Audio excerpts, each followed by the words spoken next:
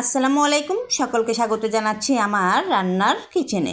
আশা করি সকলে ভালো আছেন। আলহামদুলিল্লাহ আমি ভালো আছি। তাহলে চলুন দেখিয়ে নেওয়া যাক আজকের রেসিপিতে আপনাদেরকে আমি দেখাবো লাউ দিয়ে ইলিশ মাছ রান্না। তাহলে চলুন দেখে নেওয়া যাক। প্রথমে কড়াইতে তেল দিয়ে তেলটা গরম হয়ে গেলে এর ভিতরে দিয়ে দিলাম আমি বাটা মশলাগুলো। বাটা মশলার ভিতরে আমি দিয়েছি পেঁয়াজ বাটা, মরিচ বাটা ও রসুন বাটা।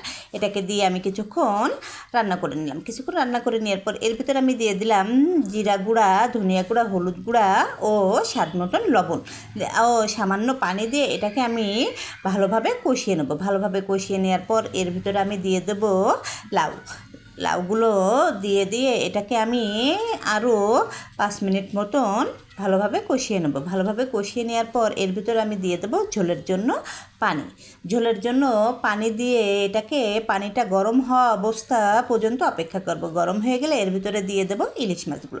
আর ইলিশ মাছগুলো দিয়ে এটাকে আমি ভালোভাবে একটু নাড়াচাড়া করে নিয়ে এটাকে ঢাকনা দিয়ে ঢেকে ব্যাস আরও 10 মিনিট রান্না করে নেব। ব্যাস তৈরি হয়ে গেল আমার লাউ দিয়ে ইলিশ মাছ রান্নার রেসিপি। সবাইকে